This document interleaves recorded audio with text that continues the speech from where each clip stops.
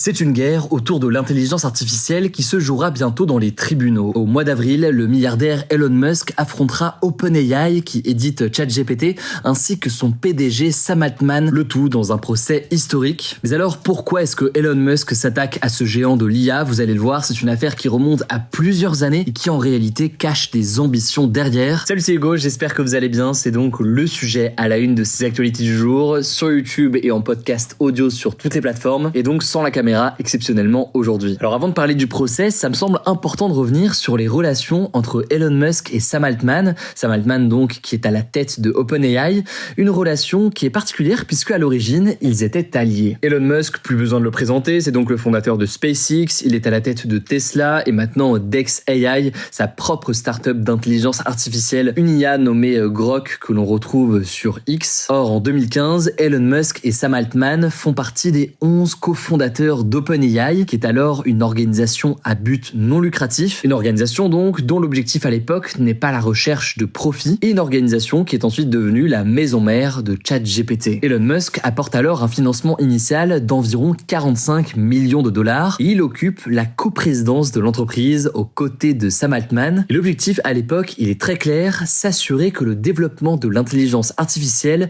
serve le bien commun et ne soit pas contrôlé uniquement par des géants comme Google, ni guidé donc par des logiques de profit. Mais cette alliance, elle ne va pas durer, puisqu'en 2018, Elon Musk va quitter OpenAI officiellement pour se concentrer sur ses propres projets comme Tesla. Il propose alors à l'époque de fusionner OpenAI avec Tesla, mais l'idée est refusée par les autres fondateurs. Après son départ, il affirme avoir continué à soutenir financièrement le projet pendant plusieurs mois à travers des dons ponctuels. Et à noter qu'à l'époque, il n'avait pas de part dans OpenAI puisque c'était donc une organisation à but non lucratif, mais on revient là-dessus juste après. Les années sont passées et à partir de fin 2022, il y a eu un succès mondial avec ChatGPT. C'est en fait à ce moment-là que les tensions entre Elon Musk et Sam Altman se sont accentuées. Elon Musk a alors critiqué régulièrement l'entreprise OpenAI, l'accusant d'avoir trahi ses idéaux initiaux en devenant en fait une véritable entreprise. Selon plusieurs médias, il aurait même envisagé de racheter la société, une initiative qui aurait été refusée. C'est donc sur cette base que le milliardaire a décidé d'attaquer en justice Sam Altman et OpenAI, estimant que la société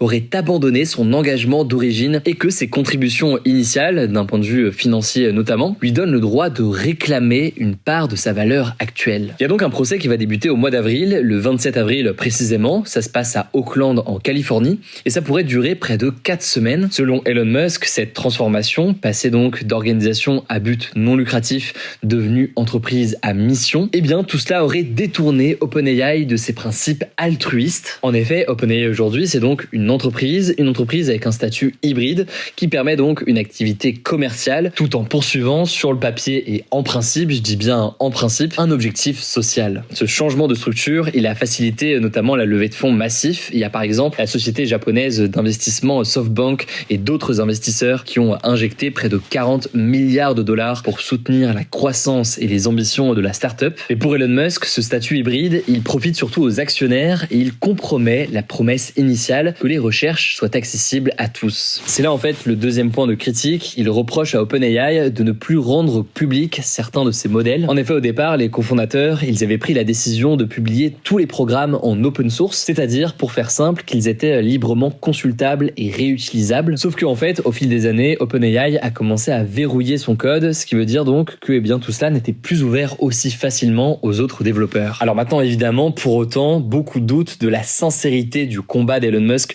pour le bien commun via l'intelligence artificielle. Beaucoup estiment que Elon Musk, qui concurrence OpenAI avec xAI et donc sa propre IA Grok, a surtout intérêt à affaiblir son ex-partenaire pour dominer le marché de l'IA. En tout cas, ce n'est pas la première fois qu'Elon Musk s'en prend à un rival dans l'IA. Par exemple, au mois d'août, il avait attaqué Apple, qu'il accuse de favoriser ChatGPT dans l'App Store au détriment de sa propre IA Grok, qui est donc développée par son entreprise. Faut aussi noter que tout cela se fait dans un contexte où l'IA de Elon Musk est elle-même vivement critiquée d'un point de vue éthique. Il y a notamment cette polémique extrêmement importante avec l'IA Grok, donc qui ces derniers jours, directement sur X, permettait de dénuder certaines personnes et de mettre par exemple des personnalités ou des personnes directement en bikini à partir d'une photo d'elle habillée. Et même si Grok affirme travailler officiellement à résoudre ce problème, on a pu voir directement sur le compte d'Elon Musk, eh bien Elon Musk semblant se moquer en quelque sorte du problème, faisant en sorte notamment que l'IA le place lui-même en bikini. Dans tous les cas, ça me semblait intéressant de revenir sur cette affaire. Au passage, si les actualités technologiques et culturelles vous intéressent, on a un format dédié spécifiquement à ces actualités. Alors c'est pas sur YouTube, mais c'est en podcast audio et c'est sur le même flux que nos actus du jour et que nos interviews. Vous tapez Hugo Décrypte sur Spotify, Apple Podcast, Deezer ou autre, vous vous abonnez, ça vous permet de recevoir tout ça. Chaque jour, en fait, du lundi au vendredi, on se penche avec l'équipe sur une actualité culturelle,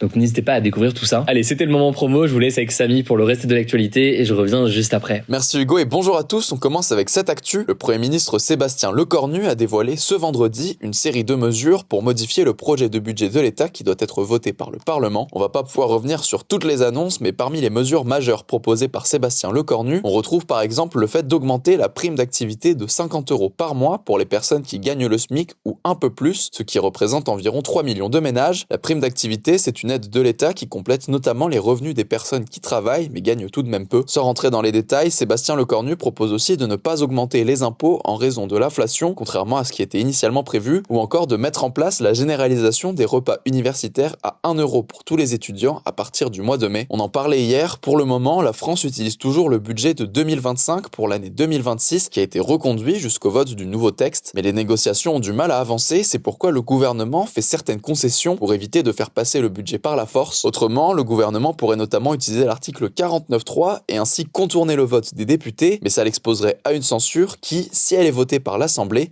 pourrait contraindre le gouvernement à démissionner. On suivra ça. Deuxième actu, Donald Trump a révélé ce vendredi dans un communiqué le nom des membres du Conseil de la paix pour la bande de Gaza. Ce mercredi, l'émissaire de Donald Trump, Steve Witkoff, avait affirmé que le plan de paix allait désormais passer dans sa deuxième phase. Cette phase consiste notamment au désarmement du Hamas, ce que le groupe refuse toujours, et au recul de l'armée israélienne dans le territoire. Et la phase 2 comprend donc aussi la présence d'un comité de transition qui administrera le territoire palestinien sous la supervision justement d'un Conseil de la paix présidé par Donald Trump. Selon le communiqué, chacun des membres va, je cite, superviser un secteur défini nécessaire à la stabilisation et au succès à long terme de Gaza. Dans ce conseil, on retrouve donc notamment le secrétaire d'État américain Marco Rubio, l'ancien Premier ministre britannique Tony Blair, qui est notamment connu pour son soutien à l'invasion américaine de l'Irak en 2003, l'émissaire spécial américain Steve Witkoff ou encore le gendre du président américain Jared Kushner. Le président de la Banque mondiale, Ajay Banga, fait aussi partie du conseil. Troisième actu, tant qu'on parle de Donald Trump, le président américain a annoncé sur son réseau social qu'il allait imposer des droits de douane de 10% à 8 pays européens dont la France. Ce vendredi, Donald Trump avait déjà menacé de droits de douane les pays qui ne soutiennent pas son plan pour acquérir le Groenland. Dans son post, il affirme que le Danemark, la Norvège, la Suède, la France,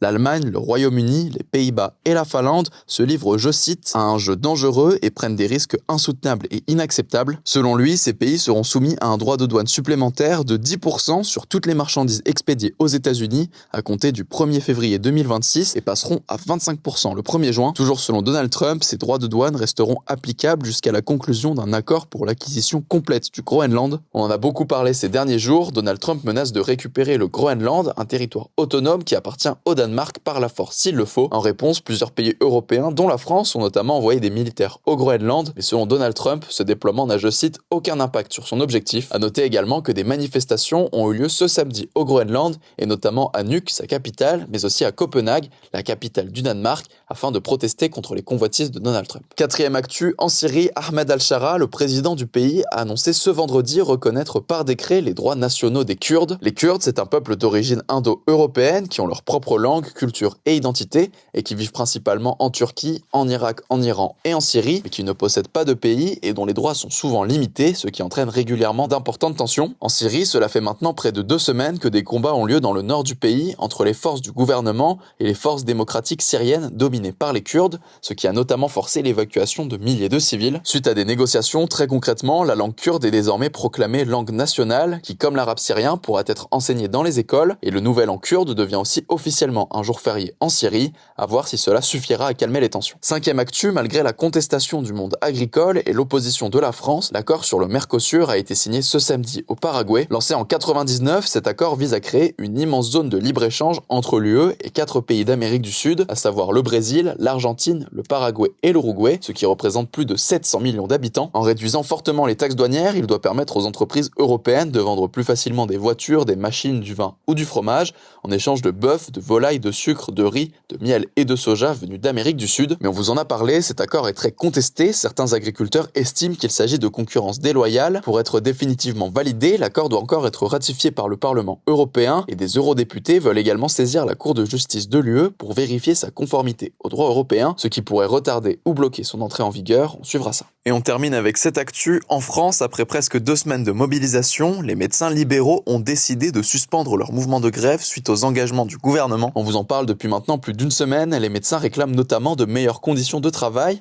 alors que le gouvernement avait pris plusieurs mesures jugées défavorables par les médecins libéraux. Suite à leur mobilisation, le gouvernement a notamment proposé l'abandon des quotas de certaines prescriptions fixées par l'assurance maladie que le gouvernement avait mis en place pour lutter contre les fraudes sociales et fiscales. Le gouvernement a aussi renoncé à la possibilité d'imposer une limite de prescription d'arrêt maladie, l'une des principales mesures dénoncées par les grévistes. Le président de la Confédération des syndicats médicaux français, qui a salué l'énorme mobilisation des médecins, a cependant affirmé que le mouvement recommencera si leur profession était de nouveau menacée. Merci beaucoup Samy pour ces actualités. Alors je le disais, pour plus d'actualités, notamment des actualités culturelles et tech, rendez-vous directement en podcast. Je vous mets les liens directement en description. Écoutez, prenez soin de vous, prenez soin de nos proches. Demain, pour plus d'actualités, ça se passe sur Instagram et on revient avec ce format autrement lundi. Passez un excellent week-end.